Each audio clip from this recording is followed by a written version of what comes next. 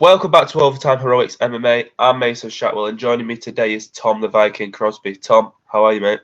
I'm good, mate. How are you? I'm doing perfect, ready for the Christmas period. Before I start, Cage Steel a couple of weeks ago. Talk to me about that win. Yeah, I managed to get the Kimura finish. My original opponent just no-showed, so warming up, waiting for him to arrive, didn't show up.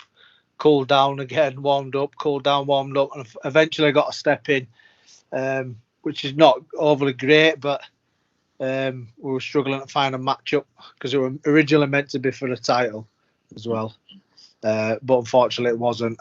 But yeah, on the day, yeah, we're warming up, cooling down, waiting to find out who we're fighting, and eventually I've got Chengi Khan, and yeah, managed to get the Kimura finish. What actually happened? Did you find out why the opponent no showed, or did you? No, I've still not found out. Just didn't bother showing up at all. Don't know what gone on, but yeah. Well, before I talk about that fight again, you've had, I'd say, quite an active year. Obviously, 4 fights, 2 wins, 1 draw, and a loss. I wanted to talk about the draw first, obviously, with Shaun Lomas, first fight of the year. What Yeah. were your thoughts after not coming away with the victory? My opinion still stays the same, and I won that fight. Again, with that one, I thought I got 1 and 3, and he got rounds two, which is my fight. And my opinions has been the same all year, even watching it back. So it's a drama record, but a lot of people think, as well as myself, that I should have really got the nod there. How did you find coming up against Shaun for the first time? Because obviously he is a legend within British MMA, and obviously a number of fights across various different styles. What was that like preparing for Shaun? Yeah, it was just expect the unexpected, and then when we got in there, it's things that a normal grappler and fighter does. He doesn't do. Is quite unorthodox. So just playing as of when I were in there.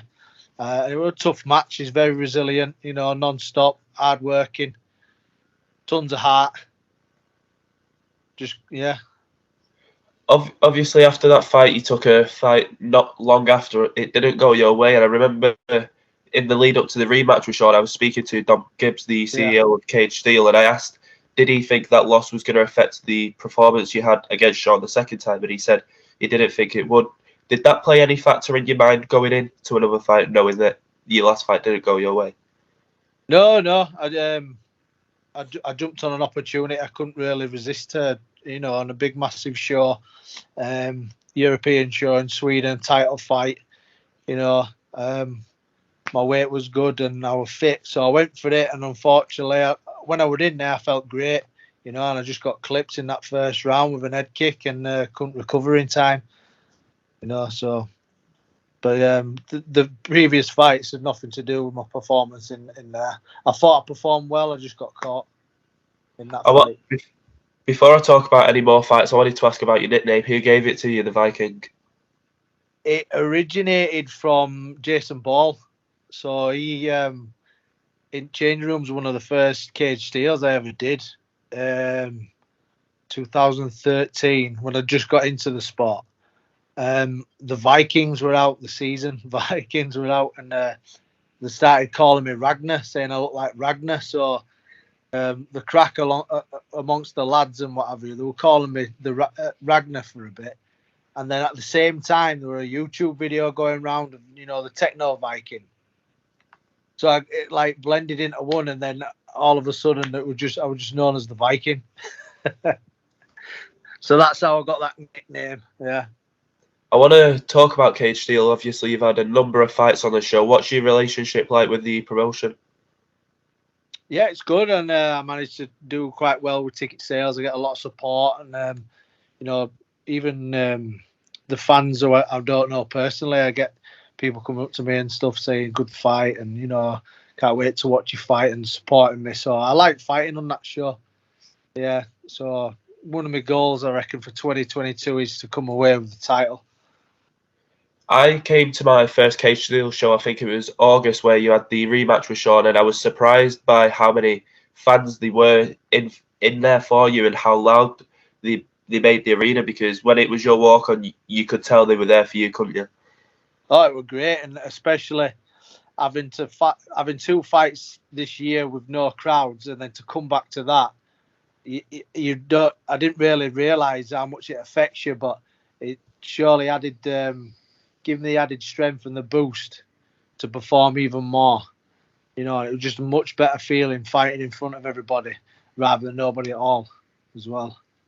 I wanted to ask your opinion on this. I've noticed in both of my fights, the crowd can have a positive and a negative effect. Do you usually feel more positive when there's a big crowd there? I do, yeah, and especially when I know like my family are there, my close friends, and I can hear them. You know, it'll push me. Like I said before, give me that extra boost. You know. Does it ever give you any added pressure going into the fight, knowing that your family and friends are there? I handle it. No, I just feel like I've got to get in there anyway. I don't see it as pressure.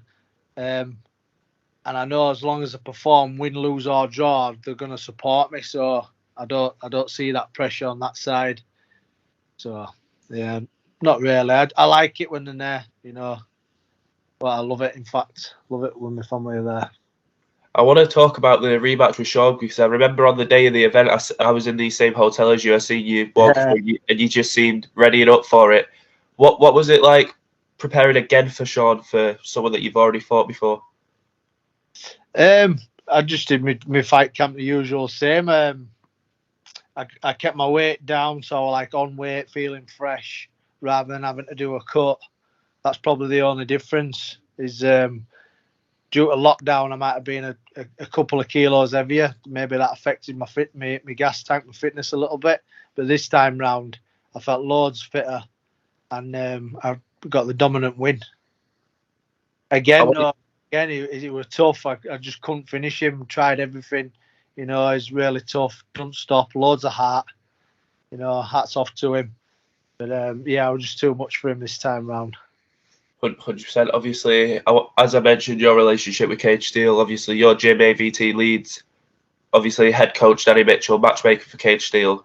Does it always help to have a lot of your teammates on the same card as you? Yeah, massively. It makes you know that you've got guys turning up to train with you at the gym, you know, week in, week out, rather than if I say, for instance, a fighter's on a certain day and then there's another fighter on a couple of weeks after or a couple of months after, you're not always guaranteed the training partners and what have you. But when we're all on the same show, all on the same camp, we're all training together, we know we're going to all push one another and get the good rounds in that we need. So yeah, again, it's an added bonus when we're all on the same show. Your teammate Adam Bramhall became the Cage Steel world champion a couple of weeks ago. Did that boost the morale in the gym? Yeah, especially the fight and the war he were in. Yeah, absolutely fantastic. As I mentioned earlier, obviously Danny Mitchell, matchmaker for Cage Steel, but also the head coach over at AVT Leeds. What's it like having Danny in the gym day in, day out? Yeah, it's good. You know, he's got the head coach role as well as the friendly figure as well. You know, so you got a pal, you're training with a pal, you've got your pal leading the session. You know, so it's not like it's not overly formal kind of run sessions, but it's good enough. You know, good enough training environment that's created. Again, I love it. It's my second home is AVT. I wanted to ask, how did you first get involved within the sport of MMA? So I was a rugby league player, and I was a fan of the Ultimate Fighter series, and I thought, you know what, I wouldn't mind giving that a go for extra fitness. So I went down to the original Cage Steel gym, did a few sessions, and I really liked it. And then that kind of slowly fell out of love of playing rugby league and fell into love with fighting. So I did a season of rugby in Australia, and I wasn't doing much MMA. But as soon as I got back, I tried to do a little bit of both, fighting and playing rugby, and my body just couldn't take it. So then I thought, right, now was the time to step down and step away from rugby and concentrate on fighting. And that's what I did. That would have been 2013. What's the end goal with MMA? What's your aspirations for the future? I'm just going to keep fighting until my body tells me to stop and try and get as far as I can. I ain't got age on my side at the moment. I'm 34 next month, but I feel great. So a little goal I've made myself is to keep fighting till I'm 40. But if my body tells me to stop soon, I will. But if I feel good at that age, I'll carry on. So I'll just keep going and going. How many times would you like to be in there next year? Have you got a number of fights you want in there? 3 to 4 again. I think it's a good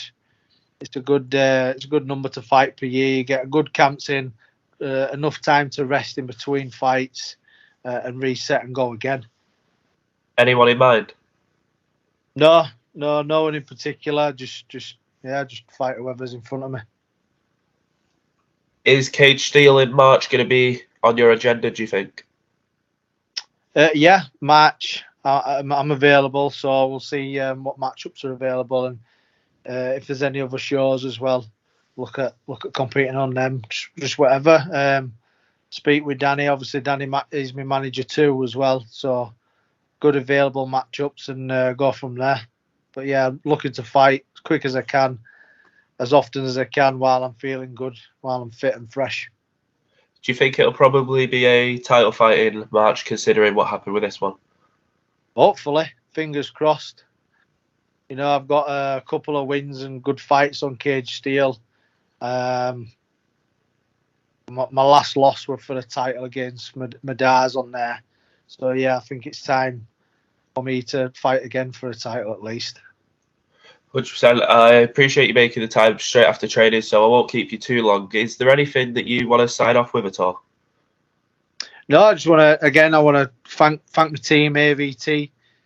You know, my sponsors. I've got Excess Guard, CHP Actuation, Crosby's Little Angels, Art of Eight Limbs, my Thai clothing brand. So a massive shout to them for constantly supporting me, and then obviously, my wife, my family, and all my fans and everyone that comes to support me. It's massively appreciated. Well, Thanks Tom, it's been a pleasure, and I want to wish you a great Christmas and a New Year with the family, and I can't wait to see you in the New Year fighting again. Nice one, mate. Merry Christmas. You too, mate. Take care. Take it easy.